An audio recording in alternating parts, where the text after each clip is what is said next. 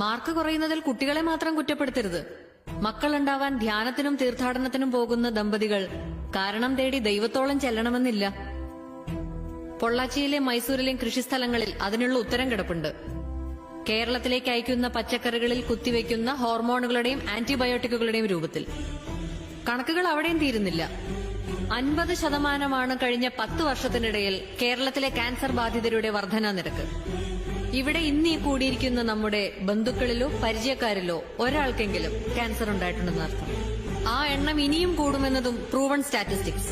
അതിൽ കുട്ടികളുണ്ടെങ്കിൽ ലുക്കീമിയയ്ക്കുള്ള സാധ്യത കൂടുതലെന്ന് മറ്റൊരു പേടിപ്പെടുത്തുന്ന കണക്ക്. ഇല്ല സർ, ജിമ്മിൽ കൊടുക്കുന്ന പണം കൊണ്ട് മാത്രം ആ പട്ടികയിൽ നിന്ന് ഒഴിവാകാൻ പറ്റില്ല. അതിന് ആഹാരം നന്നാവണം. ആഹാരം നന്നാവണമെങ്കിൽ വേറെ ഒരു കുറുക്കുവഴിയുമില്ല. വീണ്ടും മണ്ണിലേക്ക് ഇറങ്ങണം. ഒരൊറ്റ ബാൽക്കണി, ഒരൊറ്റ ടെറസ്, അല്ലെങ്കിൽ 1/2 സെന്റ് ഭൂമി. ഒരു വീട്ടിലേക്കുള്ള പച്ചക്കറികൾക്ക് അത് ധാരാളം.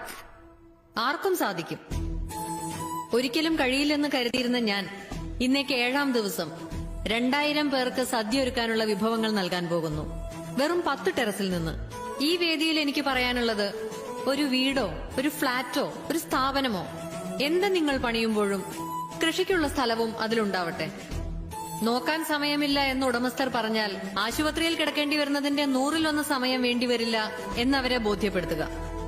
ചെലവിനെ പറ്റി പറഞ്ഞാൽ മെഡിക്കൽ ബില്ലിനേക്കാൾ ഒരുപാട് താഴെയാണിതെന്ന് മനസ്സിലാക്കി കൊടുക്കുക. നമ്മുടെ തന്നെ വീടുകളിൽ, നമ്മുടെ തന്നെ ചുറ്റുവട്ടത്ത് നമ്മുടെ കുട്ടികൾക്കുള്ള ആഹാരം. ശിശുരോഗ വിദഗ്ധൻ അല്പം വിശ്രമിക്കട്ടെ. 10,000 സ്ക്വയർ ഫീറ്റിന്റെ സൗധം പണിതു എന്നതിനപ്പുറം ഒരു ചെടി നടാനിടമുള്ള വീടുണ്ടാക്കി എന്നതിനാവട്ടെ ലോകം നാളെ നിങ്ങളെ ഓർക്കുന്നത്, നിങ്ങളോട് നന്ദി പറയുന്നത്. നമസ്കാരം.